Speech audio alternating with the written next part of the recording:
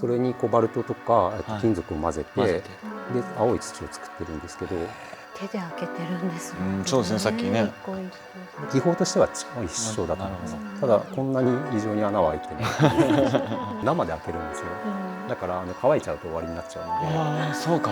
一気にやらなきゃ。出来上がりの効果としては面白いものを作りたいなと思うので。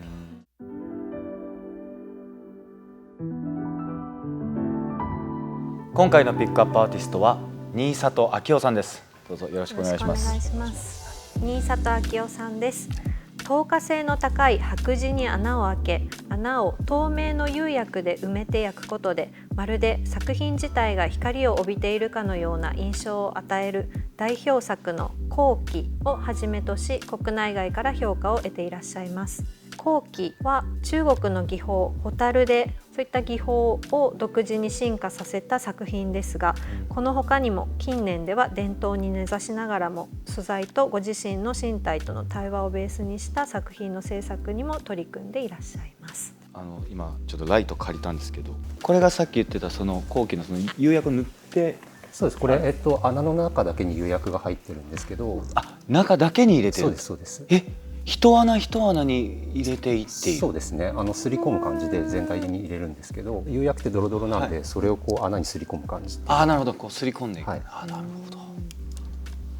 これが中からの光がこう、そうですね。そうで、磁器自体は結構透光性があるものなので、それを薄く作ることによってもっと透光性強くして、穴のところは釉薬だけになってるので、釉薬ってガラスなので光を通すので、その生地の透光性とその釉薬の透光性をこうなんか対比で見える。なるほど。そう、さっき紹介していただいたあれなんですけど、ホタルデ自体からはそんなに始まってなくて、どっちかというと穴を開けたかったっていう器に穴を開けたかったっていう感じなんです。でそれは、意味としてはその器っていうとどうしても使うものになってしまうんだけど、その使うものと使わないっていうか、その彫刻的なものの境をどこら辺なのかっていうのを自分の中で探るために、一回その使うっていう要素を外したくて、穴を一回開けて、でただその開けっぱなしだと、完全に使えないだけになってしまうので、そこに釉薬を埋めて、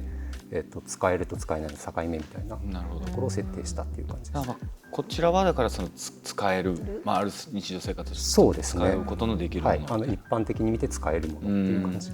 逆にこちらはもう穴のそうですね、埋まってないですね。こんなに精巧に穴が、これはもうちょっとランダムに開けてる感じもなんか大きなと小さいのとで、はい、大体2パターンですね。こっちはそれはかなり等間隔に。そうでもないんですよね。そうでもない。でも人の目が結構補正してくれるので、等間隔になるように見えるっていう感じかも。でそっちの方は投光しないんですよね。土自体は一緒なんですけど、それにコバルトとか金属を混ぜて、で青い土を作ってるんですけど、でそれは投光しない代わりにこうなんて縞干渉ってもうあれが出る感じになるんですけど、そうですね、これで自分が動くとそこのもうあれが動くっていう感じ。もともとどこかの大学でその哲学を専攻されてたんですよね。そうです、早稲田だったんですけど、そこからなぜにこの陶磁器の方に僕その早稲田大学っていうところで美術研究会っていうサークルだったんですけど、でそこで焼き物っていうか陶芸班っていうのがあって、でそこで3年ぐらいやって、でそこがサークル終わってしまったので、で辞めて、岐阜の学校に入り直したっていう感じです。岐阜のそういう陶磁器を学ぶところ。そうです、市がやってるようなところ。なぜその陶磁器だったんですか。美術研究の中でも高校生の時に高校の授業でなんか工芸っていう授業がなぜかあって、でそこで、陶芸っていうか焼き物ちょっとだけ触ったんですね。でその記憶がすごい面白かったので、大学に入った時に、なんか何しようかなと思って、何かを表現したかったんですけど、でその一つとして、陶芸がそこだったので入ってみたら、とても楽しかった。楽しかった。なるほど。でもなんか哲学的にというかでも僕中退してるんであんまり意外と関係ないっていう。ちなみに作り方のこれ映像があるのでちょっと拝見します。はい。でアトリエですね。でこうやって穴を一つずつ開けていくんですけど、そこに先ほどのようにこう穴を。そうです。手で開けてるんですもんね。そうですね、さっきね。でこれ一応墨書きで、墨は素焼きで飛ぶので、墨で書いて、で大体ガイドみたいな感じで穴開ける場所を決めて、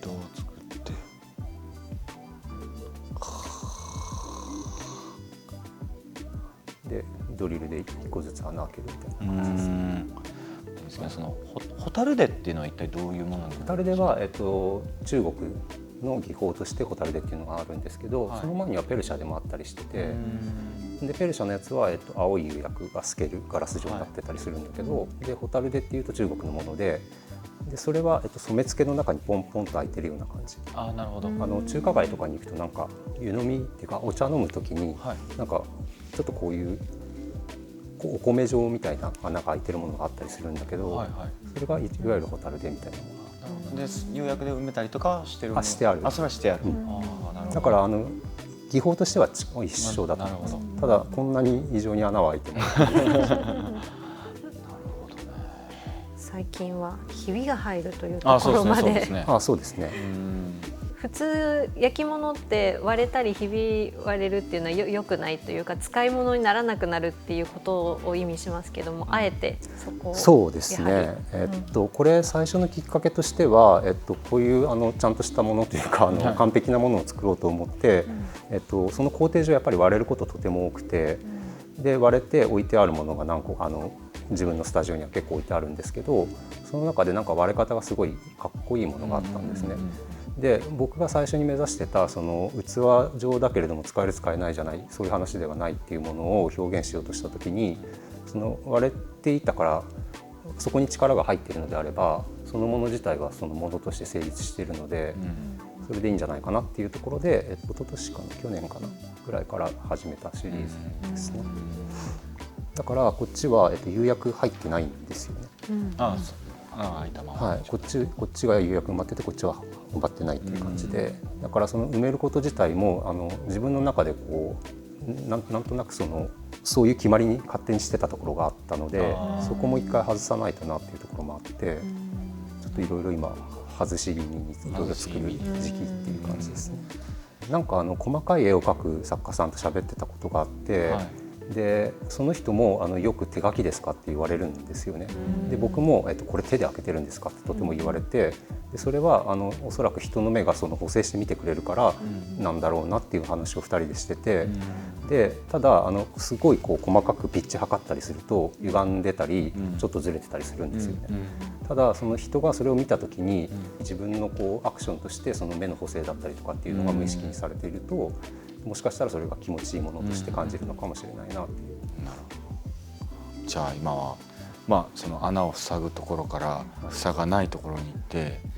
もう器が破けるっていうかだんだん壊れてきて壊れていったところまで行って次はどうなりそうですかね。そうですね。だから自分の中である程度この技法としてはで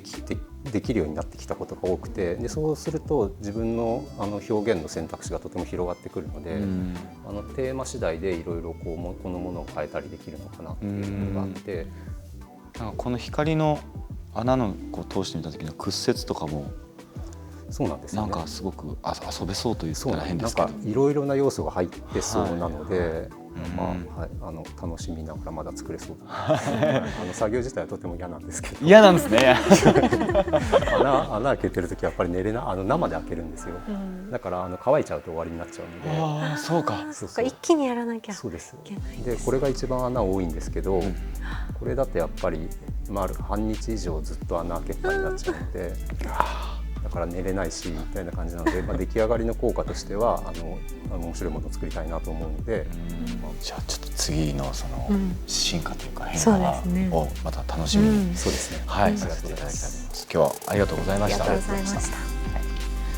新里昭夫さんの作品はミート・ヨア・アートのオンラインショップで特別販売されますので、ぜひチェックしてください。以上ピックアップアーティストでした。